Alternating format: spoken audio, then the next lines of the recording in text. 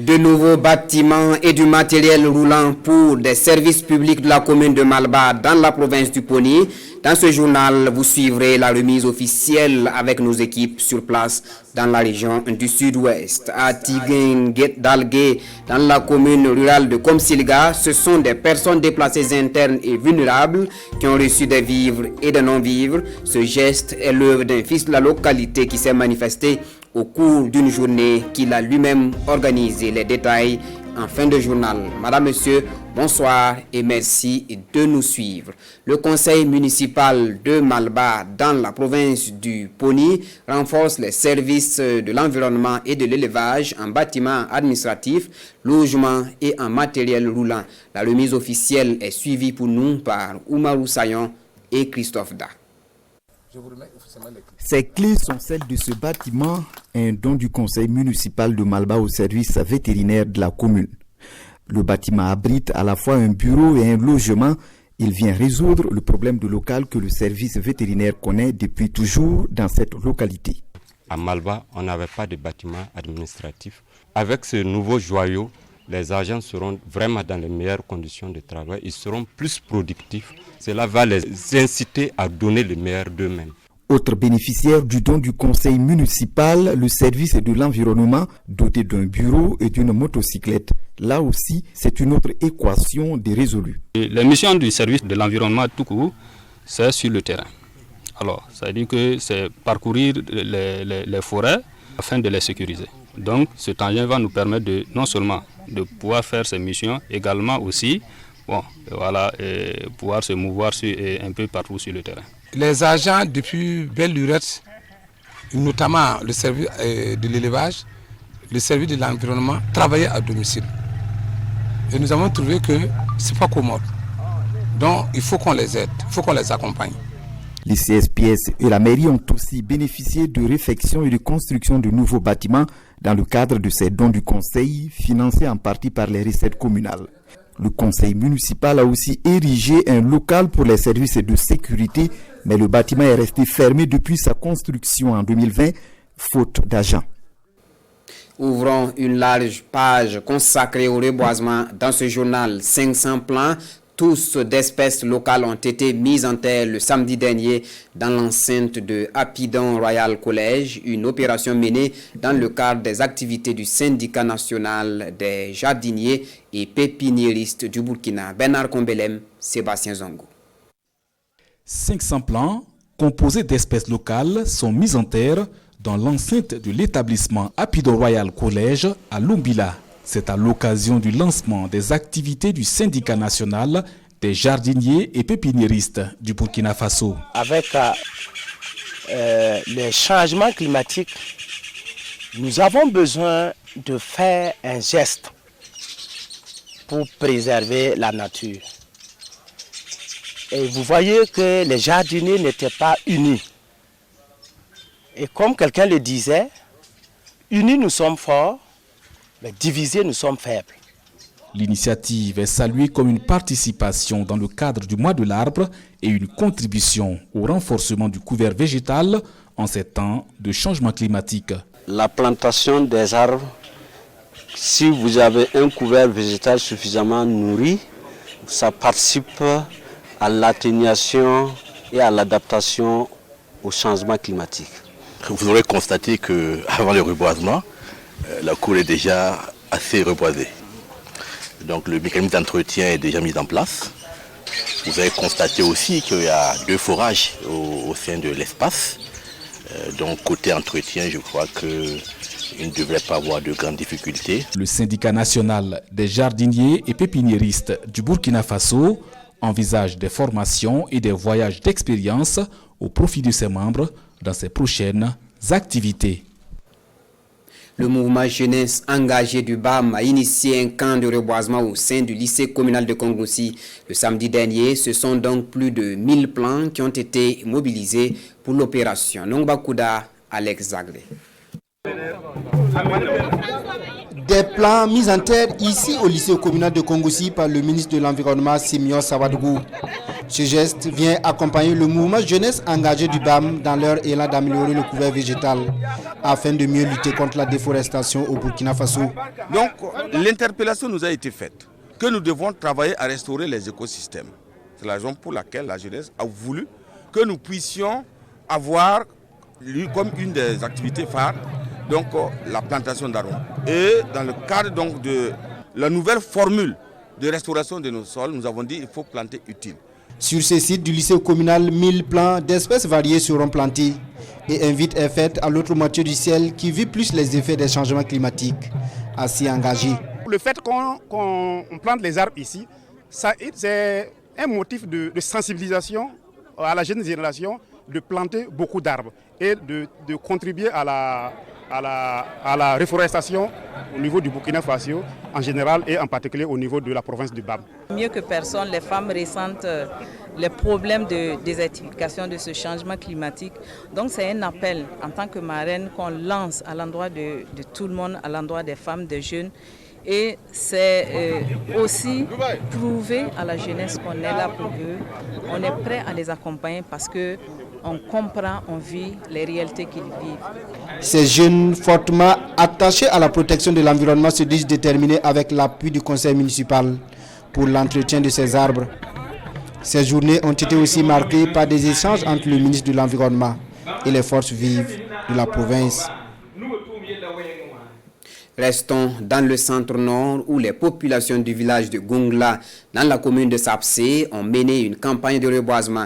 Et c'est sous la houlette de l'association pour les ressortissants de Gungla que des arbres ombrageux ont été plantés. Amadou Ouedraogo, Yacouba Kwala, sur place à Kaya.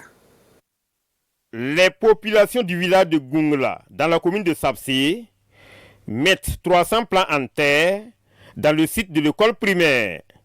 Ces plants sont essentiellement des espèces ombrageuses.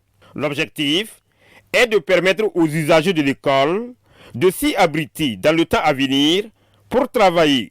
Pour l'entretien de ces arbres, dès la rentrée scolaire, je ferai de mon mieux. On va partager à chaque élève un arbre. Et chaque parent viendra protéger l'arbre. Et les élèves seront à la tâche pour arroser ces arbres-là. Nous avons planté utile, comme on le dit. Mais ce que je voudrais ajouter, c'est demander à tout le monde l'entretien. C'est très très important. Les autorités communales apprécient l'initiative de l'association pour les ressortissants de Gungla. Pour elles, au-delà de respecter l'appel du président du Faso, l'exemple de l'association va donner un déclic dans la commune de Sapsé. Nous sommes dans la partie désertique et nous pensons que Gungla va donner le déclic à toute la commune pour que les autres villages emboîtent le pas et qu'on finisse d'ici peu de temps, qu'on ait un cadre de vie vraiment bien basé, très bien pour notre santé. Contexte sécuritaire oblige, les confessions religieuses se sont retrouvées à l'occasion pour implorer Allah afin qu'il aide le Burkina à regagner sa stabilité.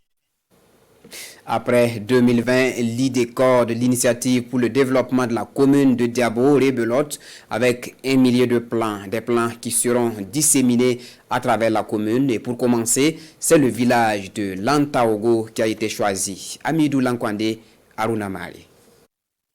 Pour cette année 2021, l'IDECOR, l'initiative pour le développement de la commune de Diabo revoit à la hausse ses ambitions en matière de reboisement. La structure prévoit planter environ 1 millier d'arbres, toutes espèces confondues, dans la commune de Diabo. La première étape de cette campagne, l'école du village de Lantaogo, avec 50 plants en majorité des arbres fruitiers. Ce qui nous a motivés, c'est de s'inscrire dans le mois de l'arbre, initié au niveau du Burkina, et que nous avons choisi le thème sur l'arbre et l'identité culturelle. Au niveau des élèves, l'initiative s'est voulue d'intégrer les élèves dès leur bas âge, qu'il y ait cette culture d'entretien et de préservation de l'environnement au niveau de leur espace de vie. Nous, on ne peut qu'accompagner cette initiative et les encourager à ce niveau. C'est dire à tous ceux qui sont bénéficiaires donc de ces arbres-là de les entretenir, surtout que ce sont des arbres fruitiers. Pour le chef de l'Antaogo, l'homme doit sa survie à la nature. D'où son appel à préserver les 50 autres plants constitués de manguiers, de goyaviers et de citronniers que l'IDECODE met à la disposition des ménages de l'Antaogo. Une approche qui vise, selon l'IDECODE, à les aider à maintenir le flambeau de la lutte pour la préservation de l'environnement dans cette partie du pays. En Amisigma, dans la région du Nord, l'association Ramatoula des jeunes pour la tolérance et le développement du Burkina Faso se mobilise pour reverdir la commune. À l'occasion, l'association a également eu une pensée à l'endroit des personnes déplacées internes de la commune. Boukari Ouedraogo, Alain Alidou, Savadgo. Jour de reboisement en Amisigma pour l'association Ramatoula des jeunes pour la tolérance et le développement du Burkina Faso. Avant la mise en terre des plants, une démonstration des techniques de plantation au profit de la population. La journée est aussi mise à profit pour enseigner les valeurs de la solidarité à la jeune génération. Sans la solidarité, on ne peut pas développer notre commune. C'est pourquoi nous voudrions réunir les filles et fils de toute la commune pour que la commune puisse aller de l'avant. Celui qui plante un arbre aime son prochain. L'arbre peut être plus bénéfique à d'autres personnes qu'à celui qui l'a planté. Une solidarité également manifestée par le soutien des déplacés internes dans la commune et la récompense de l'excellence au primaire et au post-primaire. La jeunesse représente comme colonne vertébrale de la société. Une fois que la jeunesse se réunit dans les bonnes actions, pas de raison que le pays n'avance pas. Au-delà de la plantation, l'association a décidé de faire de la solidarité envers les personnes déplacées du fait du terrorisme et également promouvoir l'excellence scolaire. Et ce qui est en train d'être fait va en droite ligne avec les grandes orientations tracées par les chefs de l'État dans le cadre du développement du Burkina Faso. L'association a aussi remis du matériel d'entretien des plants, une tonne de riz et une enveloppe financière aux personnes déplacées internes. 10 meilleures écoles de la commune et les meilleurs élèves aux examens scolaires ont reçu des vélos, des sacs et des kits scolaires. Venir en aide aux personnes nécessiteuses, c'est l'engagement d'un fils de Tigindalgué, c'est dans la commune de Komsilga, par ailleurs conseiller municipal, un engagement traduit par une remise de vivres et de non-vivres aux personnes déplacées internes et vulnérables du village. C'est le jeudi 26 août dernier que la remise est intervenue. Bernard Kombelem, bienvenue Taoussa. C'est un geste de solidarité en faveur des personnes vulnérables et déplacées internes de Tigindalgué dans la commune de Komsilga. Des vivres et des non-vivres composés entre autres de riz, de maïs, de nattes et de couvertures.